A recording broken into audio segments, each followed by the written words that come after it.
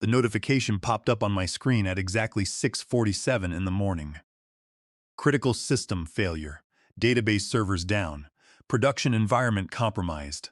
Automated alerts were flooding my phone with that familiar, insistent ping I had heard 1,000 times over the last 15 years. My coffee sat untouched, steam rising quietly in the silent kitchen. On any normal Thursday, I would have already been logged into the private network, pulling up monitoring dashboards and firing off diagnostic instructions to the team. I had worked from home on Thursdays and Fridays for the past 3 years, a small concession the company made when I threatened to leave back in the year 2020. My home office setup was just as efficient as my desk downtown, but this morning was entirely different. I stared at the flashing red alerts on my laptop screen for exactly 11 seconds, and then I did something I had never done in my entire career. I closed the lid. "Everything okay?" Sarah asked from the kitchen doorway. Already dressed in her blue scrubs for her shift at the county hospital, she had her keys in her hand and her hair tied back, ready for another 12-hour day on the medical floor. "Everything is fine," I said. My voice sounded calm, almost too calm, even to my own ears. Just some typical database alerts. She knew me better than that. 15 years of marriage meant she could read the tension in my shoulders and the way my jaw tightened when I was holding something back. But she also knew when not to push. She set her travel mug on the counter and studied my face. "Owen is still asleep," she said, pouring herself a cup of coffee to go. "I will drop him off at school on my way to the hospital. You look like you need some quiet time. Do not let them run you into the ground today, Henry." I nodded, watching my phone screen light up again with another notification. Then another. The systems were melting down, and somewhere in a corner office with a view of the skyline, Daniel Foster was probably just waking up. Daniel Foster, the newly appointed Vice President of Engineering. The same Daniel Foster who just 3 months ago could not debug a basic authentication error in our database synchronization engine without my direct guidance. My name is Henry Vance. I have been a senior systems engineer at Nova Tech Systems for exactly 15 years, 2 months, and 16 days. I am 49 years old. When I first started, the company was a tiny startup with only 43 employees operating out of a drafty warehouse in Newark. Now, we have over 1,800 employees across 4 states, and our stock price is regularly discussed on the financial news networks. I built the infrastructure that runs this entire enterprise. Every server configuration, every disaster recovery protocol, and every script that keeps our services active was either designed by me or written under my direct supervision. And Daniel Foster was one of the people I had trained. Daniel started as a junior engineer back in the year 2008, fresh out of college with a degree that taught him plenty of theory, but absolutely nothing about the reality of enterprise infrastructure. I taught him everything. I showed him how to think like a systems architect, how to anticipate software conflicts before they caused crashes, and how to write clean, resilient code that would not crumble under heavy user traffic. I stayed late with him to explain network routing, showing him how packets moved across our subnets. I covered for his mistakes when they could have gotten him fired, quietly fixing his broken deployments before the directors noticed. I recommended him for promotions and wrote glowing performance evaluations to the executives, believing he had potential. Then came last Tuesday. We were all called into a company-wide meeting. The chief executive officer, Peter Wright, stood at the front of the room with a slide presentation about corporate growth and strategic restructuring. My phone had been buzzing with messages from colleagues, asking if I was ready for the vice president announcement. I had hoped they were right. 15 years of flawless reviews and 3 major system overhauls that saved the firm millions of dollars should have made me the obvious choice. Instead, the screen changed, and Daniel Foster's face appeared under the title of Vice President of Engineering. The room erupted in polite applause. I joined in, my hands moving automatically while my mind went completely blank. Daniel stood up, smiling and shaking hands, briefly looking uncomfortable. When our eyes met across the room, he had the decency to look embarrassed for a fraction of a second before the crowd swallowed him up. After the meeting, Human Resources called me in. Chloe Miller sat across from me, offering a retention bonus of $12,000, split into monthly payments of $1,000, to stay and support Daniel during the transition. She explained that my role was technical, while his was leadership. The words felt like a slap in the face. I was the one who had built the systems he was supposed to lead. I signed the paper because I was too stunned to argue, but by the time I walked back to my desk, the resentment had hardened into a cold resolve. I knew my value, and it was clear they did not. By 8 o'clock in the morning, the silence in my kitchen was broken by the first phone call from Daniel Foster. I let it ring, watching the screen illuminate the counter before the system forwarded it to voicemail. 5 minutes later, the phone rang again. Then a text message arrived. Daniel was seeing critical alerts and wanted to know if I was working on the issue, requesting a status update immediately. I took a slow sip of my coffee and ignored it. By 9 o'clock, I had 6 missed calls from Daniel, 3 from the Director of Operations, and 2 from Chloe Miller in Human Resources. My personal email had a message from Clara Patterson in accounting, pleading for help because she could not access the financial ledgers. The company-wide messaging channels were overflowing with panic. The customer databases were offline, and the main web applications were throwing timeout errors. It was a complete operational failure, and I sat at my table watching it unfold. You might think I felt guilty. For 15 years, my sense of responsibility had dictated my entire life. I had canceled vacations, worked through holidays, and spent 18 consecutive hours rebuilding a database while the sales team panicked. I had missed school plays and family dinners, always putting the company first. But as I sat there, the only thing I felt was a profound sense of freedom. For the first time, their emergency was not my crisis. I spent 30 minutes organizing the folders in my personal computer, verifying that my resume was up to date and that my collection of references was complete. I knew that systems architects with my specific background in database synchronization were rare, and I felt no anxiety about the future. At 9:47, the doorbell rang. I opened the door to find Daniel Foster standing on my porch, looking disheveled in his suit jacket, his face pale with stress. He was sweating despite the cool autumn air, running a hand through his messy hair. "Henry," he said, breathing heavily, "thank goodness you are home. I tried calling you. We have a total database failure. The production servers are down, and the recovery scripts are not executing. I need you to log in right now." "No," I said. Daniel blinked, looking confused. "What do you mean, no?" "I mean I am not logging in," I replied calmly. "You are the Vice President of Engineering. It is a $285,000 position. This seems like the perfect opportunity for you to demonstrate your technical leadership." "Henry, please," he stammered, his face flushing with a mixture of anger and embarrassment. "You know the synchronization database better than anyone. I cannot get the replication services to restart. The automated scripts are looping, and the secondary nodes are refusing the connection." "Have you checked the replication logs, Daniel? Did you check the metadata locking state on the synchronization tables?" I asked, testing him. "I tried running the recovery command," he said, his voice cracking. "But the log file directory is throwing an access denied error.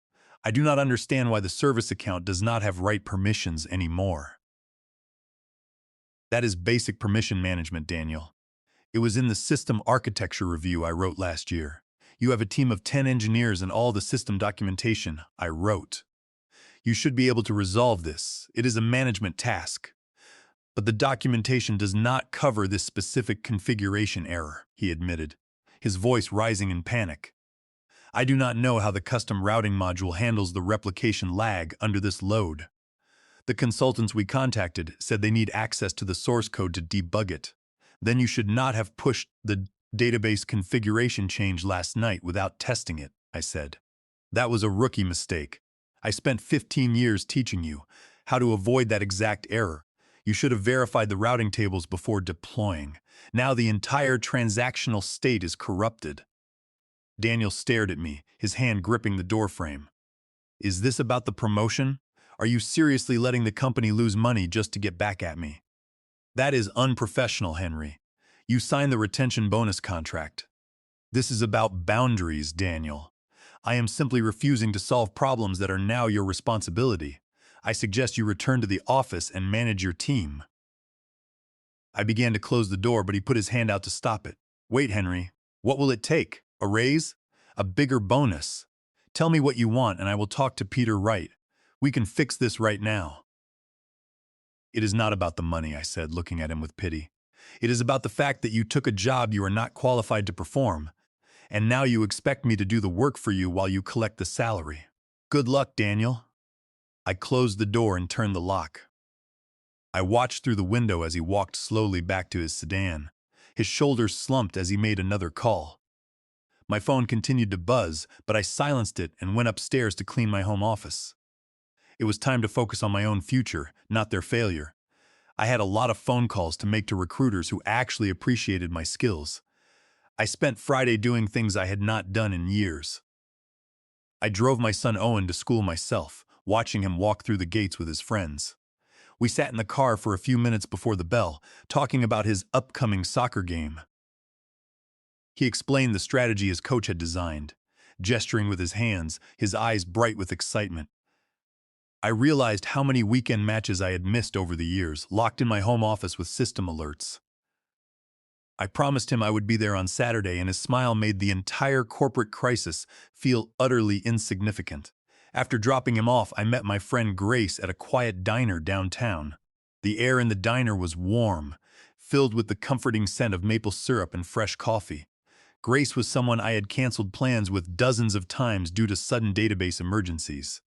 We sat in a vinyl booth for 2 hours, talking about our lives, our families, and our hopes. When I told her about the promotion and my decision to shut my laptop, she clapped her hands in delight. She told me she was proud of me for drawing the line, reminding me that Novatech had been treating my dedication as a free resource for far too long. I spent Friday afternoon updating my resume and sending it to a few professional contacts. The response was immediate and overwhelming. By the end of the day, 3 separate recruiters had scheduled calls with me. During the phone conversations, they confirmed that senior database engineers with synchronization expertise were in extremely short supply, and one competitor had reached out directly, offering to start discussions at a base salary of $200,000 with full remote options.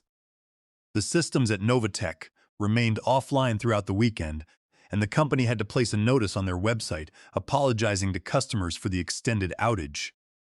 On Sunday evening, I sat in my office and logged into my work email one last time. Among the dozens of frantic messages, I found a short note from Clara Patterson, the senior accountant, expressing her support. But there was another email that caught my attention, sent from our legal document repository. It was an automated notification indicating that a document titled Consent to Third-Party Transfer and Patent License Waiver had been signed and filed under my account at 11 o'clock on Thursday night. My chest tightened as I opened the attachment. The document was a waiver giving Novatech Systems the right to transfer my proprietary database synchronization engine to external consultants for troubleshooting and modification. At the bottom was a digital signature that looked like a rough copy of my own. I checked the document metadata history. The electronic signature had been uploaded from an internal IP address belonging to the corporate office, signed under an active administrator session registered to Daniel Foster. The database synchronization engine was not just a piece of company software. I had developed the underlying replication algorithm back in the year 2009, before I joined Novatech, and I held the patent for it under United States. Patent number 9845612. The algorithm relied on a unique sequence of conflict resolution rules that verified network latency and bypassed standard table locking, allowing millions of transactions to process simultaneously. When I was hired, my employment contract included a specific intellectual property licensing agreement. The company had a non-transferable, non-exclusive license to use the engine for its internal operations, but they were strictly prohibited from sharing the source code or transferring the license to any third party without my express, written consent. During the crisis, Daniel and the executives must have realized they could not fix the system. They decided to bring in external consultants, but the consultants could not work on the database without accessing the patented synchronization engine. Knowing that I would not sign the waiver while I was refusing to log in, someone had forged my signature and uploaded the document to bypass the legal restrictions. I felt a sudden rush of adrenaline. They had not just bypassed my authority, they had committed a federal offense. I printed the forged waiver, along with a copy of my patent registration and the original licensing agreement from 15 years ago. I called Sarah into the office and showed her the documents. She read through them, her eyes wide with shock and anger. "They forged your signature?" she asked, her voice trembling. "Yes," I said, "and because they used this forged waiver to give the consultants access to my patent, they have committed direct patent infringement under Title 35 of the United States Code, Section 271. Under California Penal Code, Section 470, forgery makes a contract void ab initio. It has no legal standing. This is the ultimate legal leverage." "I am going to the post-mortem meeting tomorrow morning," I said, a slow smile spreading across my face. "And I am going to show them exactly what happens when you try to steal from the person who built your foundation." They wanted me to stick to my job description. So let us see how they handle the legal reality of my patent rights. On Monday morning, I dressed in my best charcoal suit, matched with a clean white shirt and a blue tie. I walked into the corporate headquarters at exactly 9 o'clock. The atmosphere in the lobby was tense, the receptionist giving me a nervous nod as she directed me to the executive conference room on the 10th floor. I took the elevator up, watching the city skyline expand through the glass walls. I remembered when I first walked into this building 15 years ago, eager to prove myself. Now I was walking in to protect my life's work. When I entered the conference room, the tension was thick enough to cut. Peter Wright sat at the head of the table, flanked by Edward Stone, the chief financial officer, and Chloe Miller from Human Resources. Daniel Foster sat at the far end, looking completely exhausted, dark circles under his eyes and his suit wrinkled. He looked like he had not slept since Wednesday. "Henry," Peter said, his voice cold and formal. "Thank you for joining us. Sit down." I remained standing, placing my hands on the back of a leather chair. "I prefer to stand, Peter." Edward Stone slid a document across the table. "This is the preliminary assessment of the damage. Between the 36 hours of downtime, the customer service credits, and the emergency consultant fees, this incident has cost us $2,300,000. We are looking at a catastrophic failure of operations. The board is demanding a full report, and they want to know who is responsible." "It is a significant loss," I agreed, my voice level. "We want to know why you refused to assist," Peter Wright said, leaning forward, his eyes narrowing. "You ignored multiple emergency calls from your supervisor in Human Resources. Under our employee handbook, this is a clear case of job abandonment and insubordination. We have grounds for immediate termination, and we are prepared to pursue legal action for the financial damages you caused." I was not on the on-call rotation, Peter. I am a salaried employee, and my contract specifies my working hours. Furthermore, I was told 3 weeks ago that my role is strictly technical, not leadership. If the systems failed because of a bad configuration change made by the new vice president of engineering, that is a leadership failure, not my responsibility. You cannot threaten me with job abandonment when I was off the clock, and you certainly cannot sue me for refusing to volunteer my personal time. I followed the employee handbook to the letter. If you want to talk about legal actions, we should discuss the documents in my folder. We had the right to bring in external consultants to resolve the issue. Chloe Miller intervened, holding up a folder. "And we have your signed consent waiver allowing us to share the database architecture with them. You cannot claim we violated your intellectual property. We have the document signed by you on Thursday night, which authorized the transfer." "May I see that document, Chloe?" I asked. She passed it to me. I looked at the forged signature on the paper and smiled. "This document is a forgery. I was at home with my wife and my son on Thursday night, and I did not sign this waiver. I did not access the document portal. Furthermore, the system metadata shows this electronic signature was uploaded from an internal IP address at corporate headquarters using an administrator session registered to Daniel Foster." The room went completely silent. Daniel Foster looked down at the table, his hands trembling. Edward Stone adjusted his glasses and leaned forward, staring at the metadata sheet I placed on the table. Chloe Miller gasped, her fingers tightening around her pen as she realized the massive liability they had just created. She looked at Peter Wright, her face pale, and whispered that this changed the entire legal landscape. The cold overhead fluorescent lights hummed in the background, accentuating the sudden, heavy silence that had fallen over the entire executive suite. "Henry, that is a serious accusation," Peter Wright said, his voice wavering as he looked at Daniel. "It is a serious crime," I replied, opening my folder and placing the documents on the table. Under California Penal Code Section 470, forging a signature on a legal waiver or contract makes the document void ab initio. This means the waiver is completely invalid and has no legal standing from its inception. And because this document is void ab initio, Novatech Systems had no authority to disclose my patented database synchronization engine to those external consultants. I paused, letting the words sink in. Edward Stone leaned forward to examine the documents, his face turning pale. "Without a valid waiver," I continued, "your disclosure of my technology to a third party constitutes a material breach of our licensing agreement and direct patent infringement under Title 35 of the United States Code, Section 271. The statutory damages for willful infringement can be up to 3 times the actual damages, and I have the right to immediately terminate your license to use the database engine. If I do that, you will have to shut down your production servers permanently today. The company would not survive the week.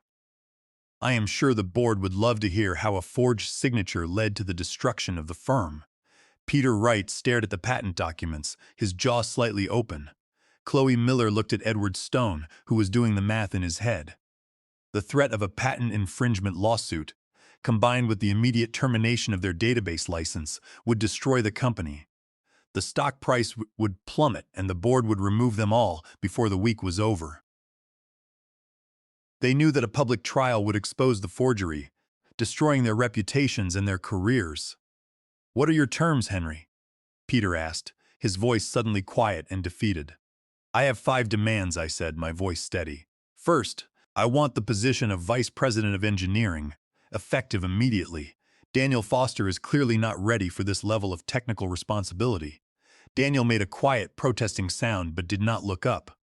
"Second," I continued, "I want my compensation to match the Vice President's salary of $285,000, plus a 15% premium for the transition, bringing my new base salary to $327,750.